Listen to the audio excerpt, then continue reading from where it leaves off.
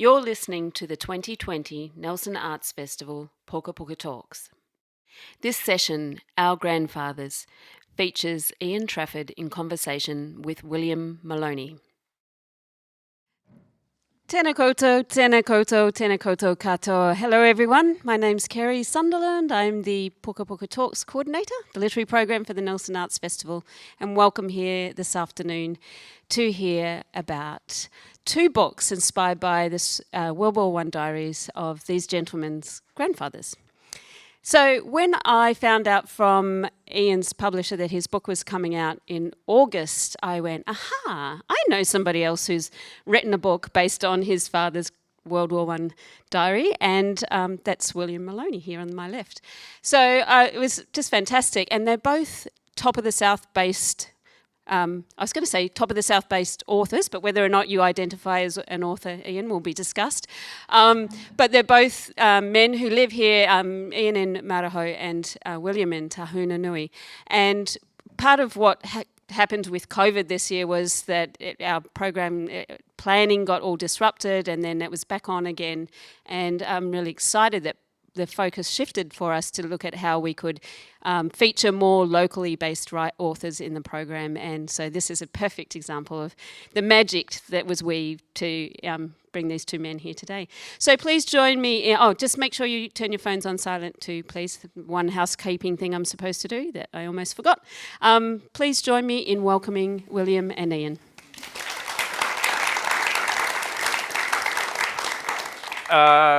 So we're both excited to discuss this in the sense that we've both been on a very similar journey. But before we start, I just want to say that we will be discussing conflict, and we may get into some of the darker elements of that, and also we're going to be discussing the effects of conflict on those involved. So that's going to include probably PTSD, or the old word for that is shell shock. And we are probably, towards the end, getting onto discussing how that affects and has had an effect in New Zealand through generations. So, and effects on veterans and those that have shared their lives with veterans. So we do just want you to be aware that we're going to discuss those topics, and that may bring a trigger for you. And the second thing I'd like to say, this is my first discussion of books on a stage, so I could go a number of ways. I could lose all my words through nervousness, so if that happens, bear with me. Or I could go completely off on a tangent and speak for 15 minutes on an unrelated topic, so bear with me if I go that way as well. Hopefully I'll land somewhere in the middle. Now, Ian, could you give us 30 seconds of an introduction of yourself? First of all, thank you for coming. My grandfather could have a very similar story to many of your ancestors, so I'd like to acknowledge any ancestors that have been taken by war or affected by war. And welcome. Thanks for coming.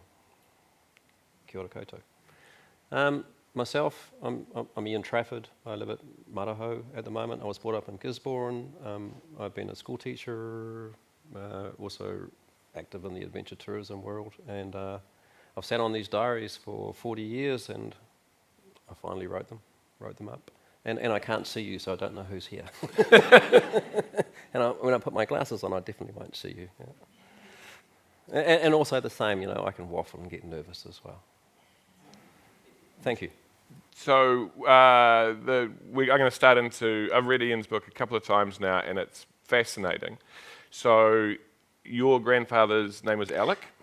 And we, as you read the book, we first meet Alick on the 1st of January 1916, and we meet him in what is a very 19th century New Zealand setting. He is alone, he is in the bush, he is struggling with the bush and trying to clear land for his family farm. The First World War has been going on for 18 months at this stage. He's 22, and as soon as we start to hear from him, it's instantly obvious that he has a very sophisticated eye for observation. Could you tell us how a man we first meet who is a bushman has such a great eye? Where does that come from? What's his education? What's his backstory?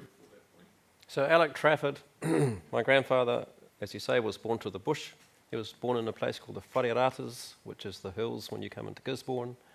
No midwives, no doctors, no cars. So he was born and then carried around in a sack on a horse.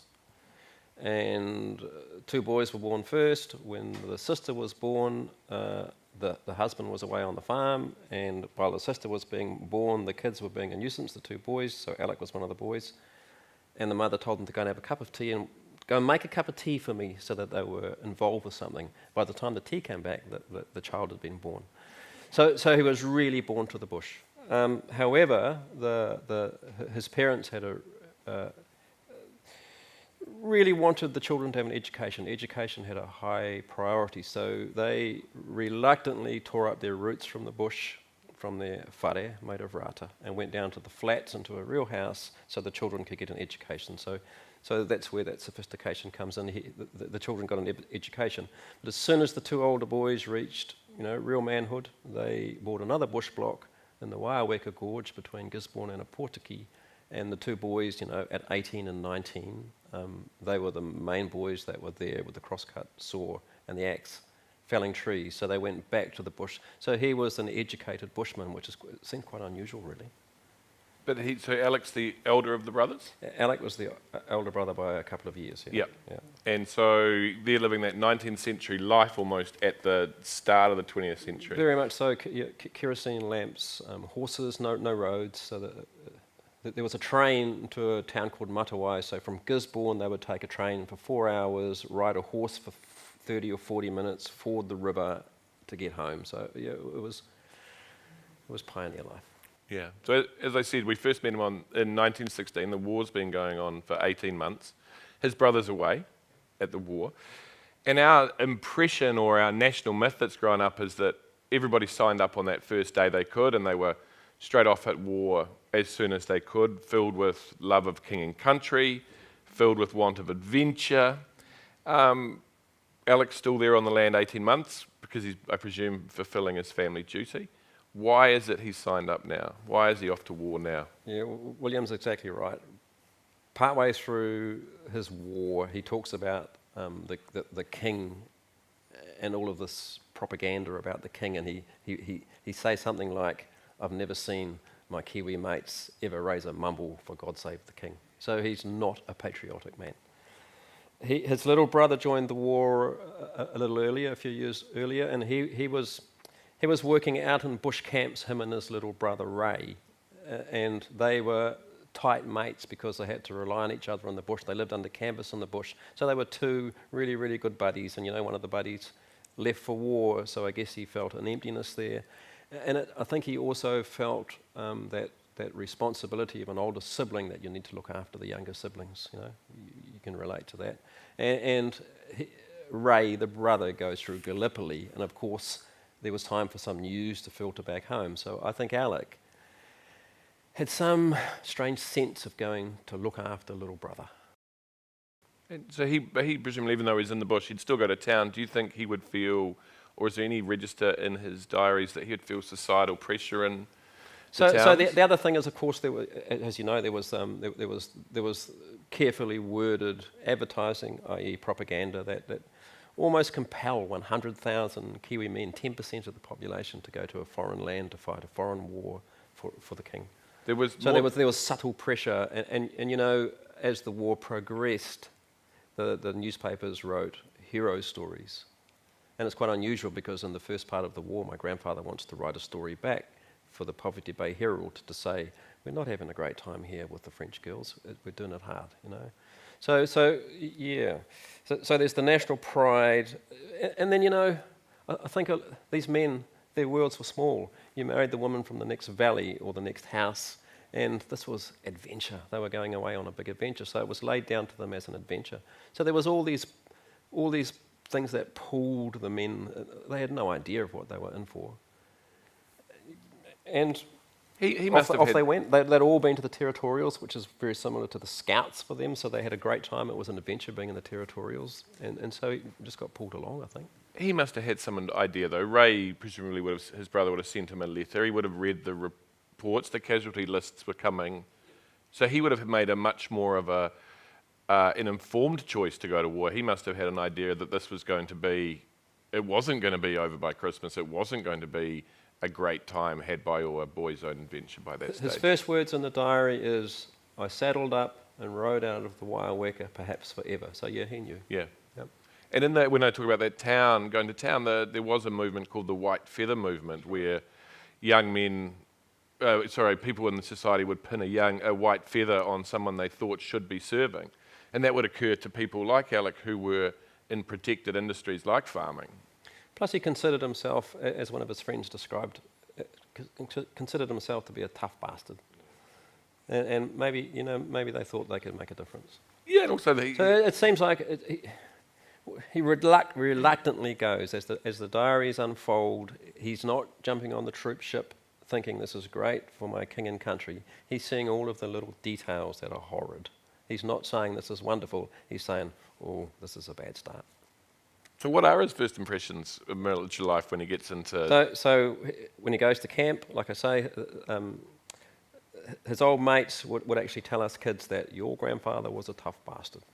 And my younger brother once got a job, when my grandfather was very old, once got a job cutting trees, and the guy had been a mate of my grandfather's, and he told my brother to climb a tree with a chainsaw and cut the top branches. My brother said, no, it's too dangerous. And he said, your bloody grandfather would have done it, he was a tough bastard. So the old guy grabbed the chainsaw, went up the tree and did it himself. So when he got to camp in Featherstone... So he goes to camp and he's working with horses, and it's hard slog, but he's okay with that.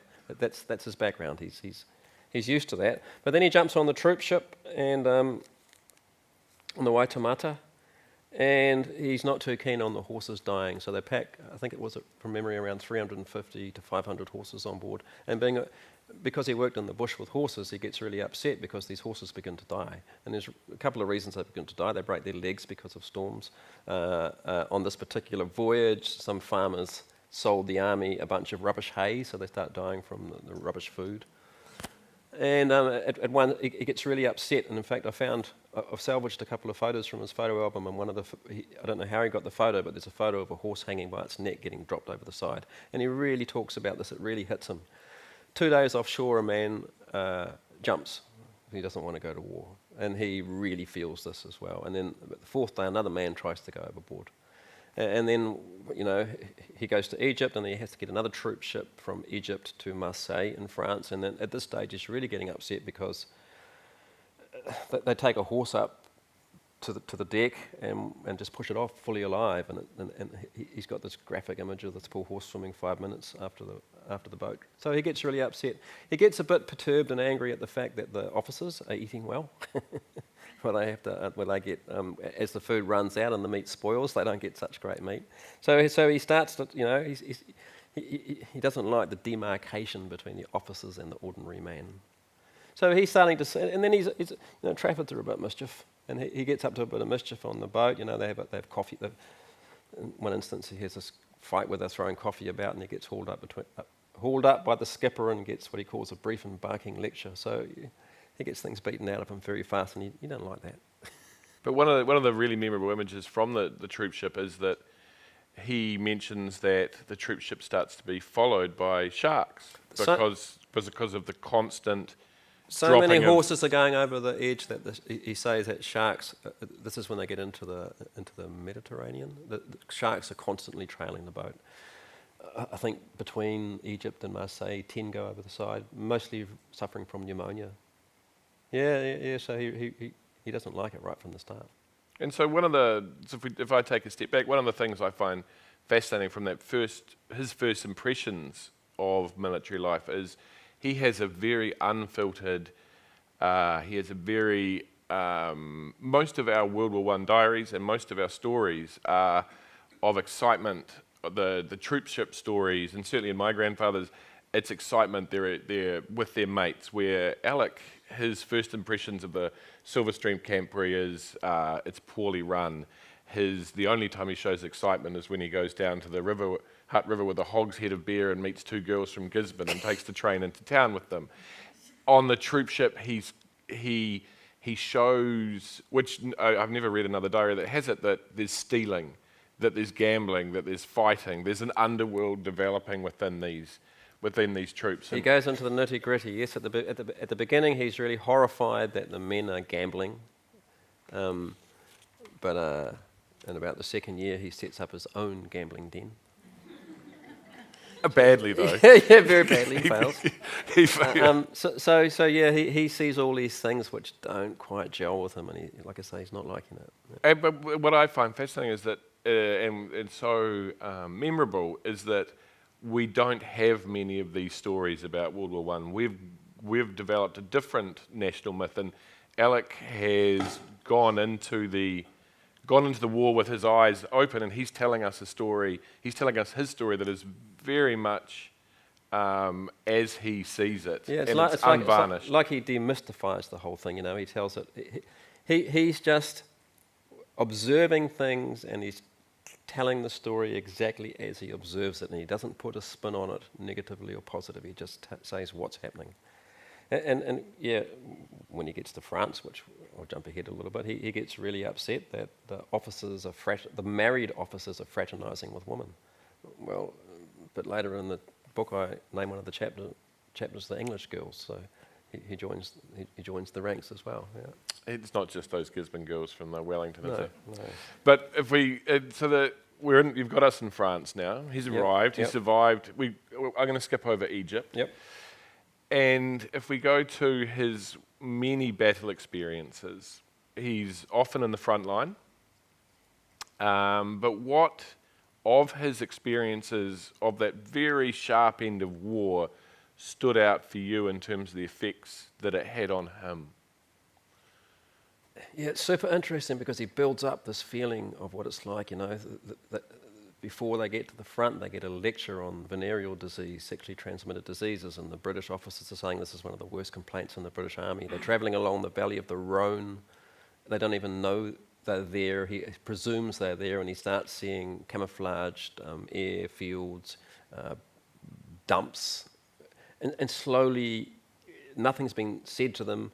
And then he describes how a French woman dressed in pretty French woman dressed in black meet us with hot coffee and bolstered with rum and strip our uniforms of spare buttons.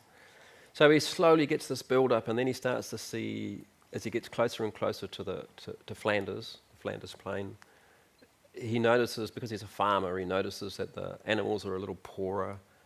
The soil is wet and damp, and he makes a note in the diary, I'm not really keen to fight in this wet, boggy place. So he knows what's going to happen. It's going to be muddy and horrible.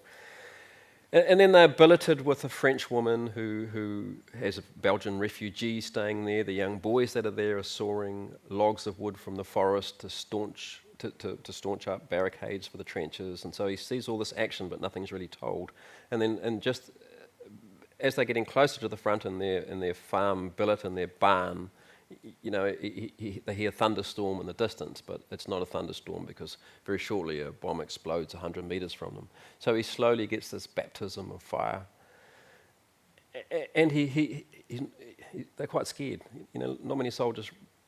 He uses the term they get the wind up. It frightens them, and then they go for rifle practice. So this is around a place called Armentières, which was the place where most Kiwi soldiers, so if you had ancestors in the war, most Kiwi soldiers, if they went to the Western Front, first of all went to Armentières, where they were blooded and hardened for battle. So it was called a nursery sector because hundreds of people didn't die a day, more like 20 or 30 died a day.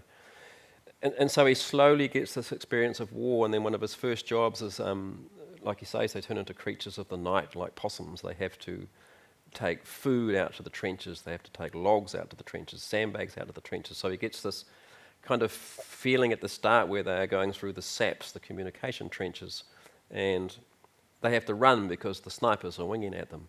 And he mentions how some of the boys think it's fun, and he mentions some of the boys thinks it's sport, and he mentions that when he's running through the SAPs with bullets winging about his ears, delivering food to the troops at the front, that a strange calm comes over him. So he starts to explain things really carefully.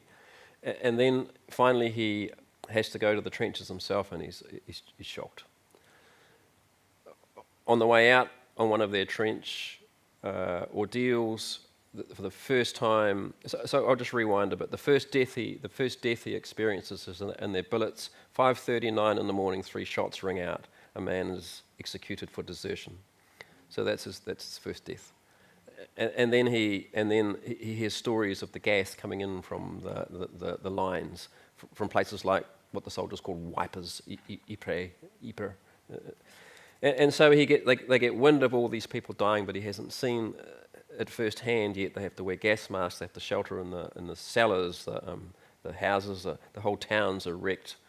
And then going out one day, they get spotted, and a couple of the German bombs blow the crew apart, really. And he sees his mates' body parts in front of him blown from their clothes. So he's shocked, and he mentions it briefly, and he says, "I cannot describe it." And as a farmer, he describes it as a butcher shop. And then he starts to get a bit reflective back in camp, and he says things like, he steels himself, and he writes in his diary, "A man has to harden himself to this game. A man is not meant for this game, but a man must harden himself to this game." So he obviously has to go talk to himself, and he hardens himself. The next time they go out into the trenches, it's horrid because men have died in the trench before he gets there, and there's still obvious signs of those men having been there. There's flies buzzing on mincemeat. It gets horrid, So he really feels it in the trenches, and then the poor guys have to go into no man's land to erect barbed wire, and he often, at the very beginning, he very clearly admits he has the wind up, he's scared. The Germans pop flares into the air. There's only 100 or so metres between the German trenches and the Kiwi trenches or the English trenches. And so he describes this really, really fearfully, how every time a star shell goes up, they hit the deck, and they're smothering in the mud, but they dare not flinch, even when their friends are wounded nearby.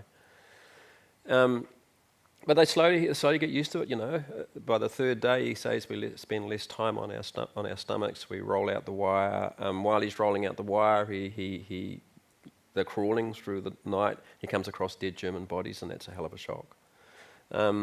And then back in the trenches, he can't wait to get out of there. You can imagine it. And then a couple of months into the war, he gets injured. Can I take you Yep. back a step? So the first death's actually the 2 men have jumped off the ship. One man jumps off the ship. One man. And the other gets stopped. I'd missed the Yes, first true. death was the execution. And then we have, so that's someone so fearful that they've committed suicide. Then we have the waste of the army in the horses being overboard. And then his first experience of death at the front is military justice. That is quite the triumvirate of the worst side of military life, isn't it, that he's experienced? And then he gets into the trenches. That's quite astonishing that's his prelude to even before he gets to the war. No wonder he was quite unpatriotic by that stage. Yeah.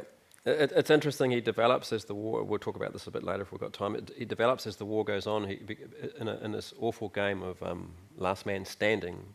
Because he's still alive, he gets promoted up through the ranks, and he hits the top of the non-commissioned officer ranks. So in the end, he becomes a company sergeant major, even though he's anti-army, even though he's there at the beginning. He goes up through the ranks, and as the war starts to turn in the Allies' favour, he does show a little bit of patriotism. He says things like he feels the weight of the British Empire behind him, and one stage he's sitting with his feet up drinking a beer which the other officers has given him, and he says, "I feel wound up in the whole thing now, and I feel like I'm drawn along with the crowd."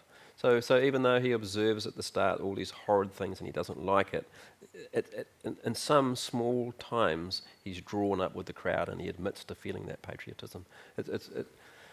He's such an enigma of a man, really. He also does start to really enjoy the extras that he gets. So he enjoys when he's in the sergeant's mess and he has a waiter, doesn't he? He enjoys the better food, the better billets. One of the things I've really found interesting was he describes, as we've talked about, the nuts and bolts of life, so that they were often billeted with French families, weren't they? So they would be in a home. They would arrive on the doorstep in the evening. They would be tell this family that they were going to be staying with them. and tell us what sort of the experiences from that they'd be just entering these homes, wouldn't they? Like a 17th, 18th or 19th century soldier would impose themselves on a family's life. Most of the French farmers were fighting as well. So it was often women running farms, and so they billeted the men. Very, very often at the beginning of the war, especially, and towards the end, he has a lot of women who he really talks about this a lot. He really respects the woman, and he really acknowledges the fact that woman got him through this war. So he likes the mothering of the French woman, and he really likes that part. And then he gets into girlfriends, and he talks of, some of them are the Billet's daughters. He talks of the solace it gives him being in the company of women. He doesn't. It's not like the old soldier sort of attitude that you think of, where they hit town, woohoo, there's lots of women around, let's go for it.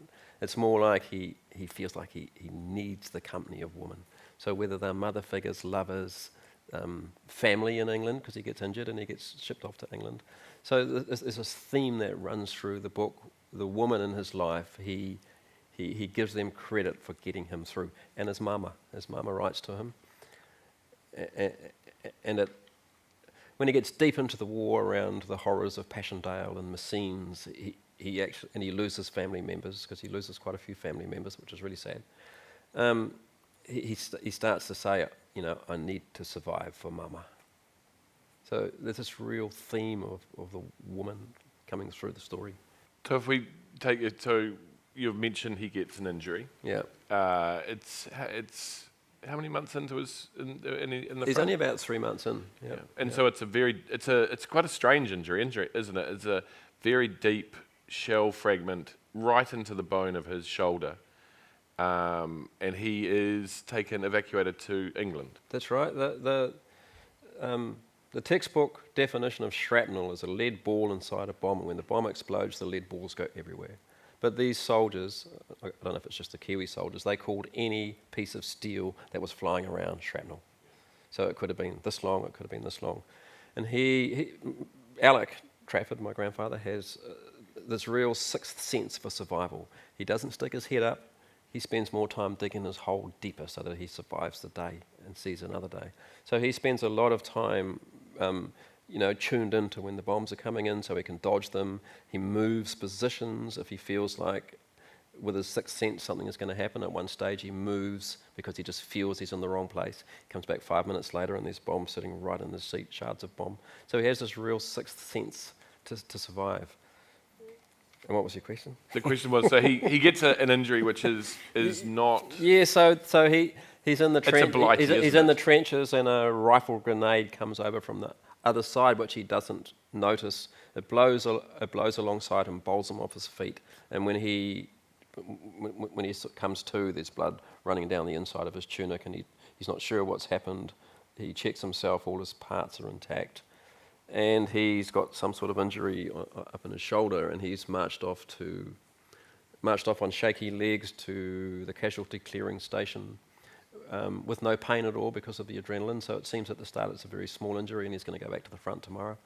But the doctors check it out. There's no antibiotics in World War I. This is why a lot of people lost their legs and arms. It wasn't through bombs, it was through bugs, germs, bacteria. There was no antibiotics, and so the doctors can't see anything. He's got a wound in his shoulder, but they can't see what's caused it. So and then he gets shipped off to the casualty clearing station. He's once again he's in this schoolroom covered in straw and sacks, and he really notices the people around him, and he calls it a slaughterhouse. I'm in the scene of a human slaughterhouse, and he makes some comment: "We've made our bed, and now we have to lie in them." And then in the night, in the casualty clearing station, the pain comes on. He calls it a dreadful pain, a pain that he can't sleep, so he has to sit all night.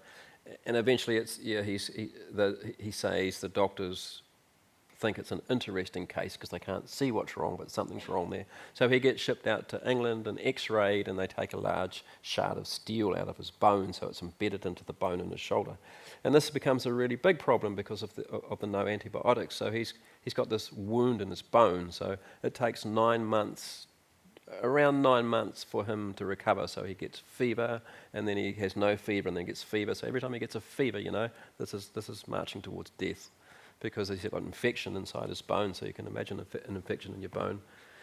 So he has this injury which nearly slowly kills him, but also saves him, because he's in England when the Battle of the Somme happens, when after a day's work, 58,000 casualties are lying on the battlefield. So he's in some ways really unlucky he gets injured, but in other ways he's lucky because he gets out to England. And he's spoilt in England. At the start, he's a happy boy because the English people spoil him, the local council spoil him, the priests come in to say hello, relations bring jam tarts. He gets taken all over the place on boat trips. But then, 2 months into his injury, as his wound starts to deteriorate, he compares it to he's at Walton-on-Thames, which is the New Zealand hospital, and as summer turns to autumn and turns to winter, he looks out the window and notices the corn and the paddocks slowly going to ruin, and it's the same as him. He sees the corn going to ruin, the boys in the hospital are going to ruin, and that's when he makes the comment that some of the men have wills to survive, but other men willfully succumb to death. So he has this battle on his hands whether he wants to live or die, and eventually he recovers enough to be sent back to war. But before he is sent back to war, he has a fantastic time in England, doesn't he? He visits relations. Yep. So he has wealthy relatives in England. There's 3 Trafford men that came to New Zealand because they lost the family fortune, but the ones left in England still had the family fortune. So he would go and stay at his wealthy relatives' place. He would drink wine, brandy, eat the best ham, go to the best pubs, have a great time with soirees and wafting about the place without a worry in the world. And he really loves his relatives, and they spoil him, and he needs that. But he also makes the snide comment in the background that these people do not know what war is, that they're enjoying it. In fact, they're growing turnips and Swedes and sheep, and they're getting more money for those than they ever got in their lives. The paddock of mules. And a paddock of mules which are getting, I forget how much per person, but the paddock of mules is making these people rich. And of course the mules are going to war, and they're slaughtered in their thousands as well. And not only was he seeing relatives, he made a lot of new friends, didn't he? He starts getting asked out to card games, etc., and he meets English women. And it takes him a while to click on to the fact that the English women really like the Kiwi boys.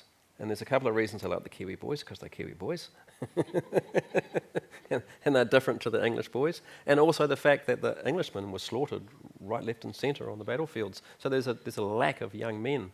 So, he actually goes back to war. He has a few dates, and he says in his diaries, went to see so-and-so as arranged.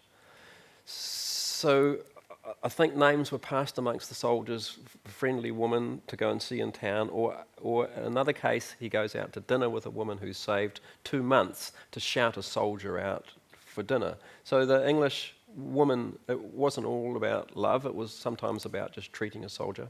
Other times, he say, I had to break his code. So other times he's on leave, he goes to town, he meets a woman as arranged, and he'll say things like, I had a good sleep in.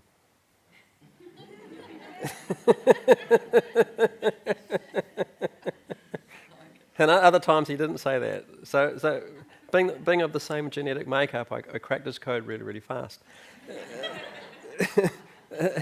And he is introduced to the girls in this first time in England. Then he gets mended and goes back to war, and that's when he goes through the horrors of Passchendaele and Messines. And his wound plays up again and gets infected, so he goes back to England. And by this time he realised that every day he might die, because he's been amongst, he's been in the trenches where half of his platoon are wiped out or more, and he has to spend 3 nights with the bodies of the boys.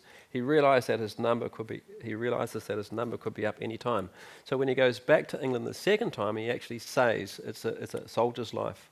Endure when you can and enjoy when you can. So then he really starts to date girls, and that's when I put a chapter called The English Girls. And he goes, he's always out at dances. He literally kicks his heels up. So and this was the hardest part about writing the book, because Minty Henderson from Golden Bay is still living at 91, Alick's daughter. So that was the trickiest part for me, is do I talk about his girlfriends? And I eventually went to see Minty, and lovely woman that she is, she said, I think this story needs to be written and I don't have to read all of the chapters. So that's when I decided that if I wrote this book, I had to write it in its entirety. I couldn't. Alick Trafford did not censor his diaries, and I was in no place to censor them as well. Bearing in mind that this diary was supposed to be destroyed by my father, and my grandfather never knew we had it when he died in 1978. So, but you mentioned before that when he was in France, he got a lot of solace from just spending time with women. And in my reading of his interactions with women, he does not strike me as mercenary. He doesn't strike me as someone who is just out to get notches on his webbing belt. He seems to be, he goes for literal long walks in the country. He spends time. There's many where it seems they're just really lovely friends, and he's almost a man that requires and really desires just the company of women, and sometimes that ends up in a lion. And but it's an interesting kind of idea that he just missed the company of women, didn't he? Yeah, he really gets this life and death thing, and the one minute you're alive, the next second you're dead. He talks to friends. He'll say something like, I was talking to Darky Goyen, the name of a man. He says, I go down to the Maison, I talk to Darky Goyen, my friend. As I turn to leave, a bomb comes in and blows him to pieces. So he starts to realise the stark contrast between life and death, You're this fully alive man, and the next minute you're dead. So he starts to, so he starts to throw caution to the wind and date women, but he also, it's the same thing, time's condensed, everything is warped, and he falls in love in about 2 minutes. Repeatedly, yeah. Probably 2 seconds. So there's a strange condensing of time where a couple of times he really does fall in love, and one of the women he meets in England he finds out is the daughter of German parents, and the Germans are living in London, not admitting that they're German. So he dates this girl, but the father's really, really lovely, and he lets him drink beer, and they have him to stay the night and all the rest of it. But there's always this feeling that he doesn't want his daughter to be with a common soldier. He wants her to have some sort of future, and I understand that. So he misses out there, and he gets really depressed. So he really falls for her. And then towards the end of the war, when he's really down in the dumps, in fact, he's so down in the dumps about losing his girl, he retires to camp, and he doesn't go anywhere, and he gets into this big black hole. And one of his entries in the diary just says, if things get any worse, I'm going to blow my brains out. That's the entry for the day. So he really does feel it. He's not there to put notches in his belt. You're right. And the second, well, the third woman he falls in love with, it's in like a day. At 1 minute he's dating her, then next minute he's calling her my pet one, and I'm going to, if I was in a better position, I would propose to this girl tomorrow. While this is all happening, he has somewhat of a sweetheart back in New Zealand. So he has a girl he had eyes for. They've never had a relationship, so he always writes to this girl. And I've found some of the letters since this diary, man, he uses all of his charm. And he's super honest. I found one letter where it said, yes, I have English girls and I have French girls, but he says they're solace, they mean nothing, and if I get home I would like to, if I am worthy, I would like to see more of you. And he takes a badge off his lapel and he sends it to her. So he's got the stability of a girl at home, although, having talked to my family, the girl at home was also writing to other soldiers. But my guess is they died. Yeah. So once again, it was a game of last man standing. Yeah. And When he gets home again, he's still not sure. Ivy's her name. He's really not sure of what Ivy's up to, but he eventually marries her, and that's the end of the book, which is a super interesting story. Once again, the support of a strong woman.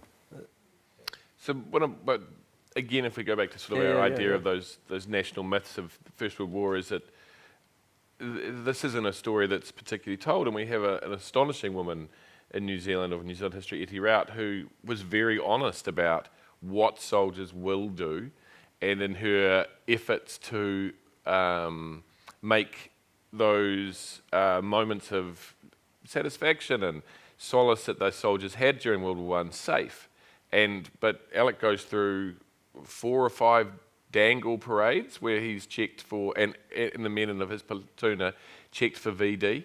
And it's a constant theme of the war and of your book, is a very honest reflection of this is exactly how it was. This was a major factor, and much of our history kind of ignores these things, doesn't it? In the wider scheme.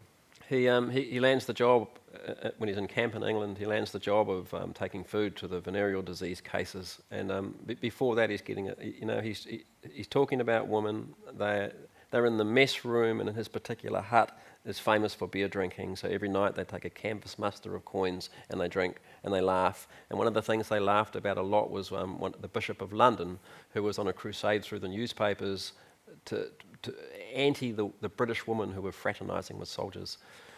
I think he called Eti Rout the most dangerous woman in the empire. That's what the bishop did, yes, that's right. Yep. So he doesn't mention Eti Rout, but I'll come to that shortly. So then he gets the job of feeding the people in the lockup for venereal disease, and he comes back and he says in his diaries, and that's really funny actually, he says, now I know what, I think he said 2 minutes. 2 minutes wild pleasure can cause.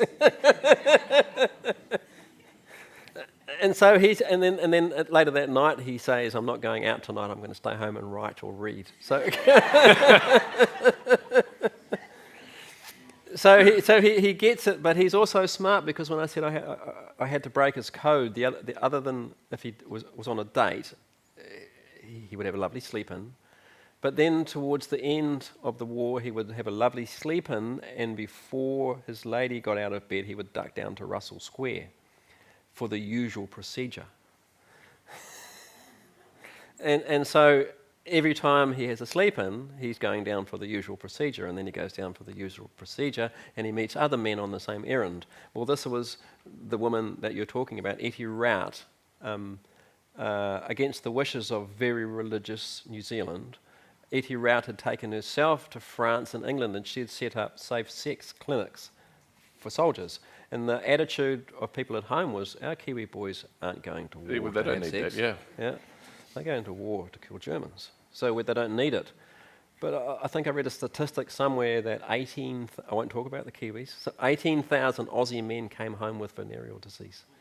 So it really was a big problem, and he gets into talking about it, you know. So then he talks when he's in at the front, he just says how it is. He's a survivor, he's staunch, he's resilient, he survives. The times he talks about having a ticklish job. First time, the ticklish job is letting the gas go. And the gas, I didn't realise it was so horrid, the gas in the war. So he was the gas NCO, so he had it on his conscience to let the gas go. It's probably my hair.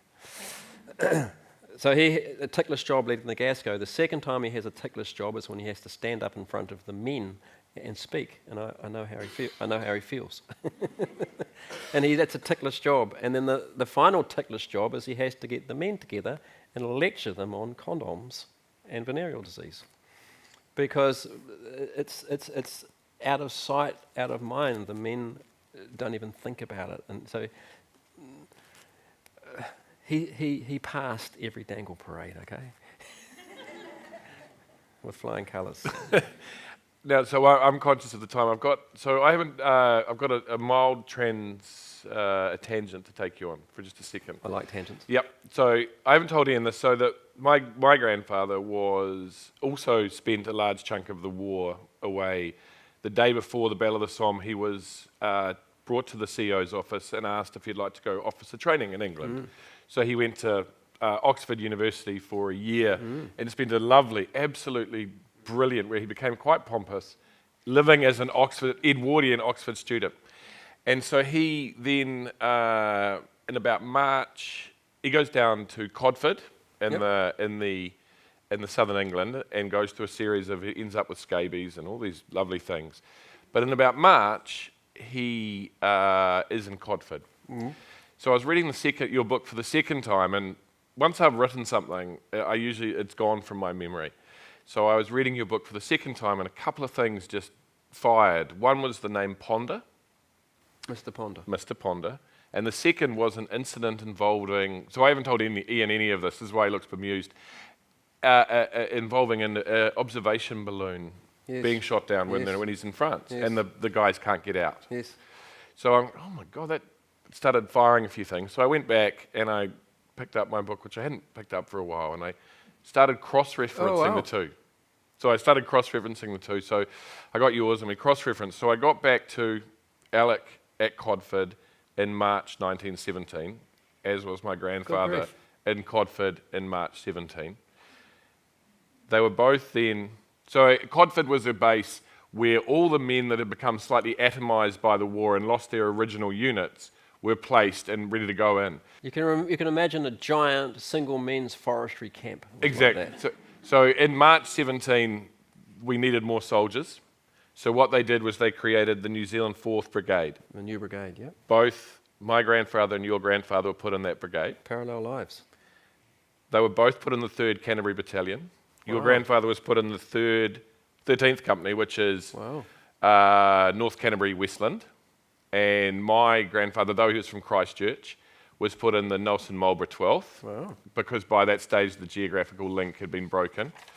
They then travelled to France together.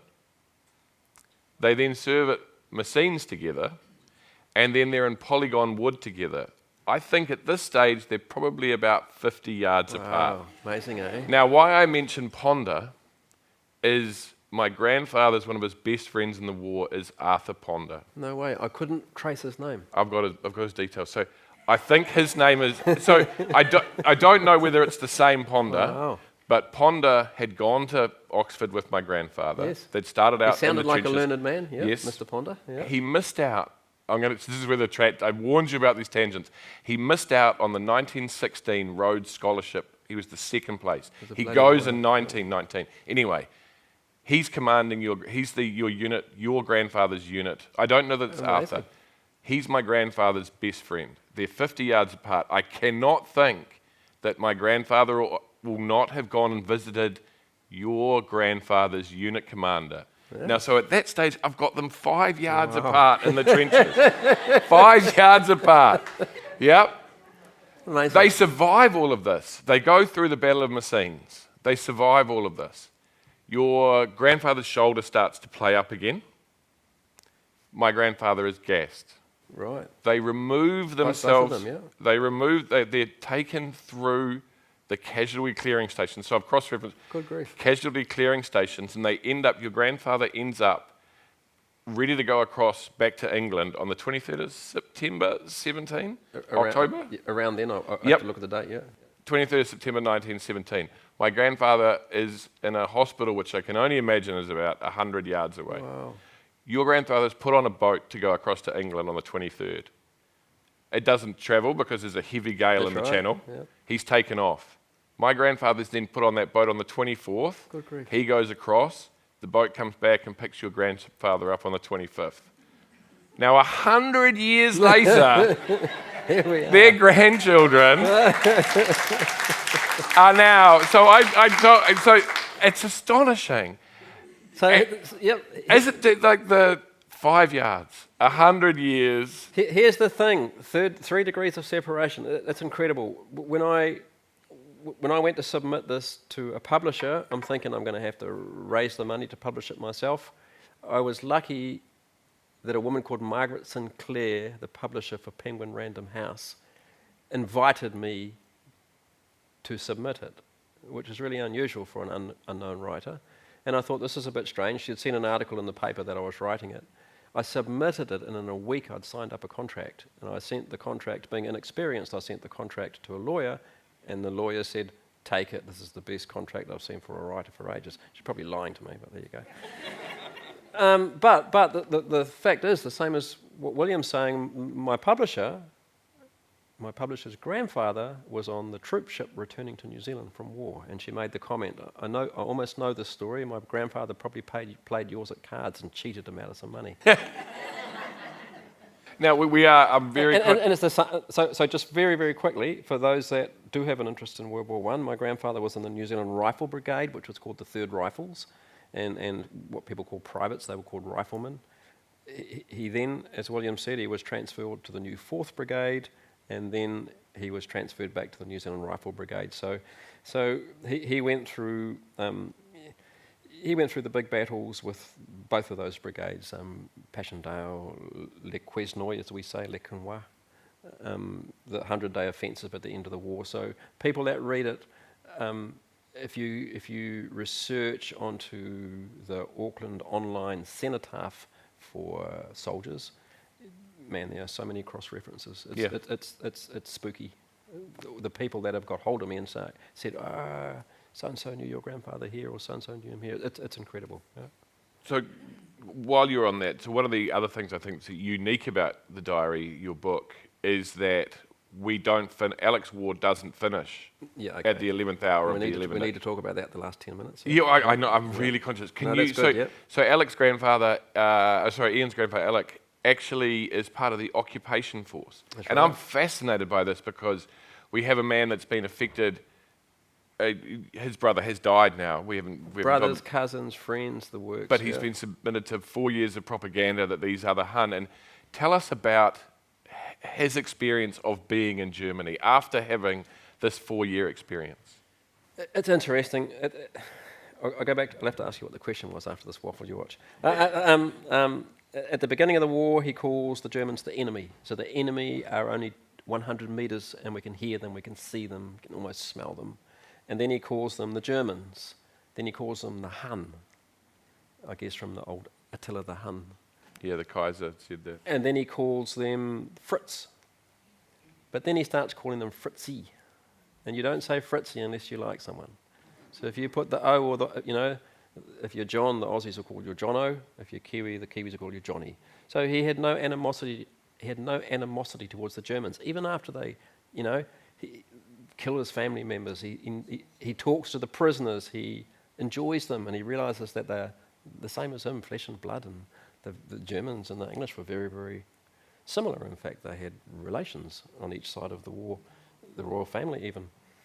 And so he goes to the occupation. So at the end of the war, it's miserable. The end of the war, they get these reminders. They're marching back through the Somme battlefield. There's still bones sticking up. They're walking past through the battlefields, and he makes the comment, which is interesting to me, the Chinese were there, and the poor old Chinese had the job as cold meat specialists. So the Chinese were the cold meat specialists. So as the last part of the war, the men are moving very, very fast, pushing the Germans back towards Belgium. So the Germans don't have time to pick up their dead. The Kiwis and the Allies are moving so fast, they don't have time to pick up their dead. And so at the end of the war, they're marching past these fields where they see their friends, and he then describes them as soft cheese corpses. So by then you'd think he'd hate the Germans, He's seeing all of this happening, but he fully realizes that they've done the same to the Germans. And when he gets to Cologne, the first thing he notices, they walk through Belgium. There's no train, so they have to go through Belgium. The Belgians show them an awfully good time. In particular, the young Belgian girls show them an awfully good time because they're the liberators. The Germans weren't very nice to the Belgians. And then as soon as he gets to the border, he notices all of the hoardings have gone. There's no more hoardings saying thank you to the Kiwis. Everything's quiet. He goes through the German border. They get on a train, and it's the German eagle staring at them. And the conductors, if you've been to Germany, are wearing uniforms which are very, very much like their military uniforms. So he gets all these reminders of the war. And at the start, he says something like, I'm sure on the slide these Germans would do us harm. And then he gets billeted at a school teacher's house with 5 daughters and a son, or 6 daughters and a son. I can't remember exactly. Yeah. So he gets billeted with Herr Kircher, Mr. Kircher. Sorry about my German. And Mr. Kirker invites him into the house and straight away shows him the paintings of Kaiser Wilhelm, the Kaiser, that's the warmonger on the German side. And so he very firmly tells Alick, I'm a German, I'm proud. Even though Kaiser Wilhelm was kicked out of Germany by a lot of the Germans because they were sick of war by then, but old Herr Kirker was a stalwart. He made it very clear. So Alick's a bit concerned about staying at this house, but very, very quickly they become really good friends. It's an incredible story. He becomes good friends with Herr Kirker, and when he goes to leave Germany, the reason he leaves is not because he doesn't like the Germans. The reason he leaves is he gets homesick and he's sick of being messed around as a non-commissioned officer. He gets all the work because the officers are out having a good time with the ladies. So he really forms these bonds with the Germans. He goes down to the police, the local police, and he has a yak to them, and he gets invited in for Christmas, and he starts to really enjoy the Germans, and he makes the observation that the normal German on the street is a great character, and they just suffered the same as the English, and they're fine. They're great people. But when he finally leaves Cologne, he goes to the next town, and one of the daughters has come secretly to see him. So the 7 daughters, you start to get the hint that the oldest of the daughters are flirting with him. So at one stage it says, lovely Maria, I think it was Maria at the stage, draws a bath. And he lies in the bath in the middle of the lounge, and she sits at the bar side and chats to him. So I think, oh, okay. And then he starts to say, things are getting free and easy between myself and the oldest German girl. And so he falls in love with her. And so he's torn between leaving Germany or not at the end of the war. And he keeps wondering whether he should have stayed there and, as he says, found a wife, because he's not sure what his Kiwi sweetheart's up to, or the one he thinks is his Kiwi sweetheart. And yet at the end of the war, he has this sad scene, all the Kirkers are waving on the balcony. Old stalwart Herr Kirker has given a big speech saying Alick Trafford has shown him, in particular in his respect for women and his attitude towards women, that the Kiwi troops were far superior to his own German troops. That's a big thing to say for a German man. That was a stalwart. So he was really touched by that, and there was tears when they left. And so they take off to the train station, and he's really taken with the German efficiency. Everything works like clockwork, opposite the Kiwi. And but they break the system. There's so many drunk soldiers. They're all on the Terps. So many drunk soldiers surging the platform. Something happens. The train doesn't go, so they all get taken back to their barracks, and they have to sneak out past the sentries. So they all sneak out past the sentries, and Alick wants to go back to see his German girl, and he sneaks out. He gets a train to a station, and there she is. She's come to find him. She snuck out as well. Yeah. Now, Kerry, can we have more than 5 minutes? I've got one more question I need to get to. That was a yes. Yeah. So thanks, Kerry. So not quickly, but I'll be quick. Alick gets home.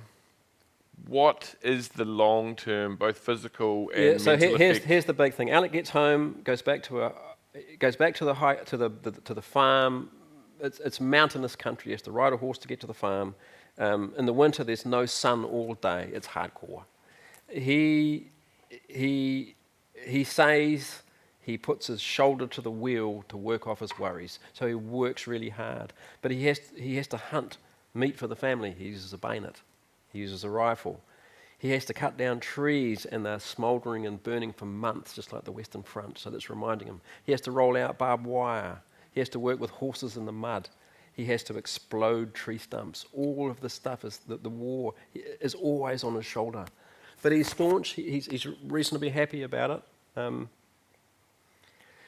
And he smoulders slowly, and this is where I bring my father into the story. So the end of the story is me trying to make sense of how my grandfather was, because he was an enigma of a man. I never really got to know him. He was a nice man, but my father used to tell stories that he had volcanic outbursts of anger, and this was obviously, I'll call it shell shock, because that's what they called it.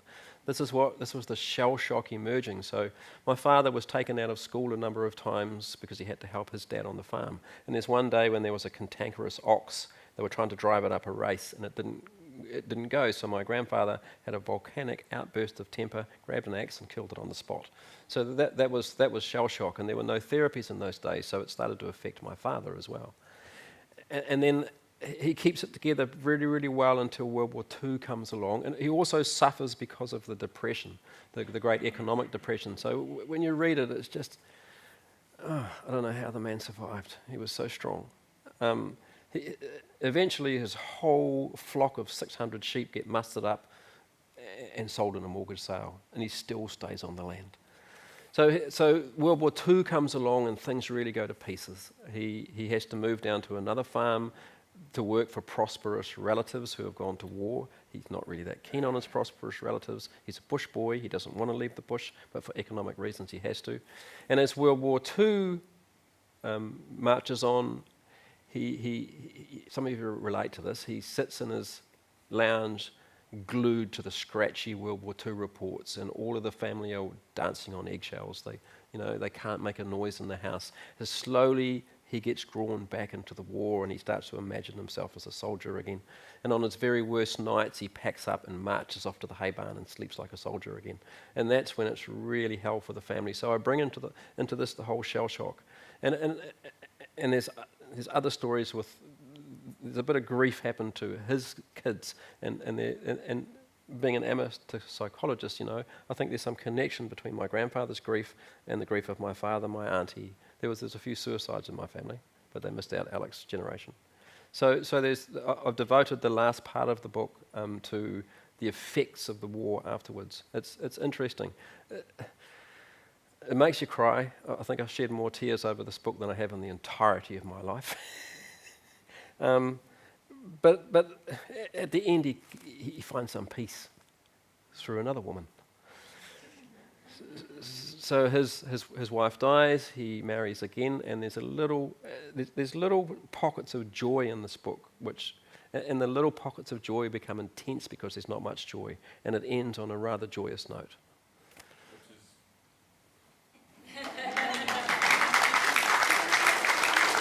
Yeah, absolutely. You happy with? Would anyone? We are a teensy bit over time, but one or two questions if anyone wants to ask a question. Yeah, I'll just pass the microphone up to you. Okay.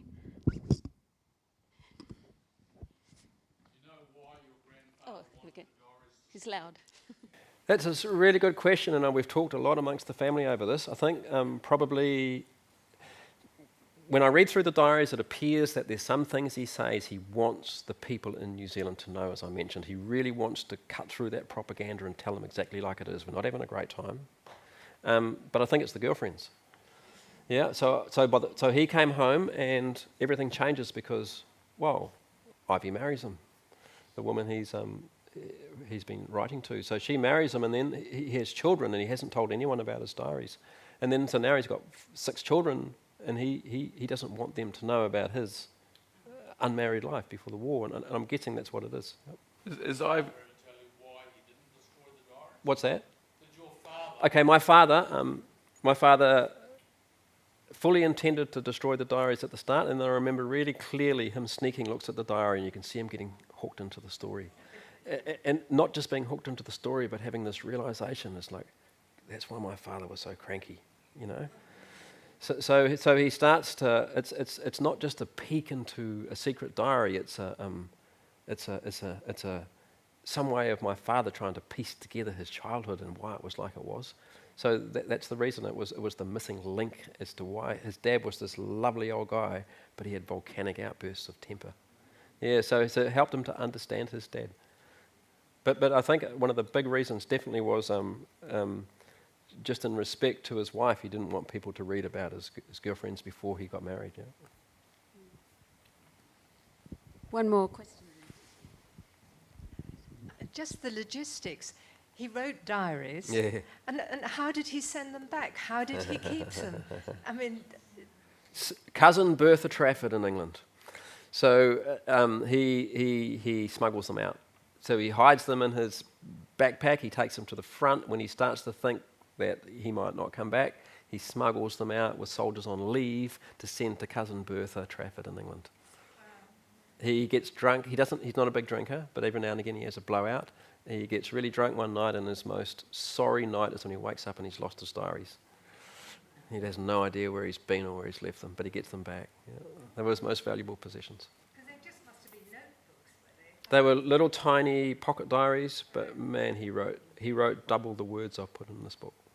Yeah. When you're doing part 2? I think I need to do something. Yep. There's a whole lot of stories that have come back since I've written this book. Yep. Well, I've got some connections with what you're talking about. Yep. Excuse me. I've transcribed my grandfather's diaries. Oh wow. In 1917, he was an instructor with the machine gun corps at Grantham. So And where? In Grantham. Yep. So the codes you're talking about in terms of his relationships with young women are all the way through the 1917 diary, particularly related to his weekends in Manchester and, Wow.